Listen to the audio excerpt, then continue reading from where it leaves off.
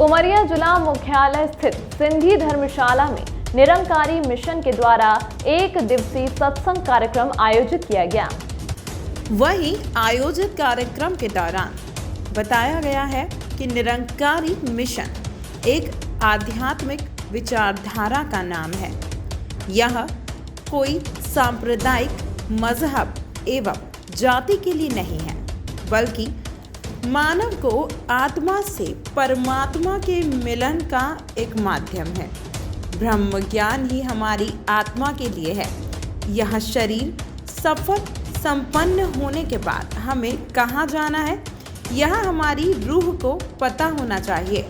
और जब यह ब्रह्म ज्ञान मिलता है तो रूहानियत का जन्म होता है एवं रूहानियत हमें यह सिखाती है कि निराकार परमात्मा के भय और भाव में ही हमें अपना जीवन बिताना है।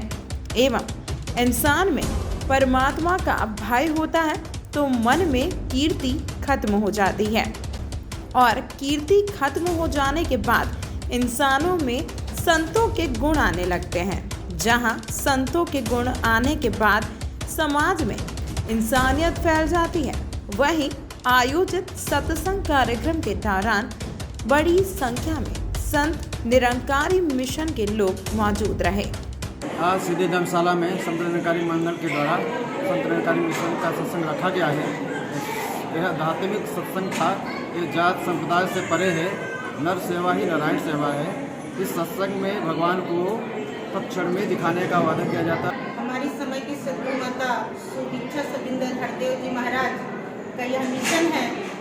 यह आवाज़ मानव एक तक जन जन तक यह आवाज़ पहुंचाई जाए कि धर्म जोड़ता है, तोड़ता नहीं। यह जो मानव तन मिला है बड़े ही भाव से मिला है। कहते हैं 84 लाख योनियों के बाद मानुष तन मिलता है। तो जब यह मानव तन मिल गया है तो हम उसे क्यों ऐसे ही व्यर्थ। आज की जो संगत, विशेष संगत दिल्ली से आए परम सत्कार्य महात्मा श्रीमती राज वासुदेव जी और परम सत्कार्य महात्मा भासदेव जी, जिनका सानिध्य आशीर्वाद आज उमरिया संगत को मिला।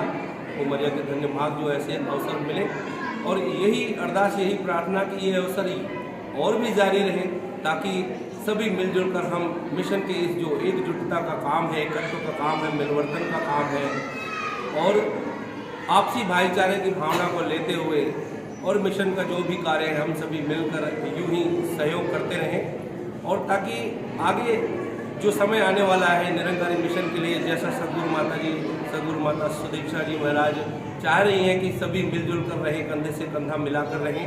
तो मिशन का यही एक मेन उद्देश्य कि मानव से प्यारा, आपस में हो भाईचारा, इस बात को लेते हुए और एकत्व की बात को लेते हुए मिशन में एकत्व बना रहे, यही प्रार्थना, यही अरदास। और आज की इस विशेष संगत में सबका बहुत बहुत यहाँ पर संत निरंकारी मिशन का जो कार्यक्रम हुआ है, यहाँ पर बताया गया कि निरंकारी मिशन एक आध्यात्मिक विचारधारा का नाम है।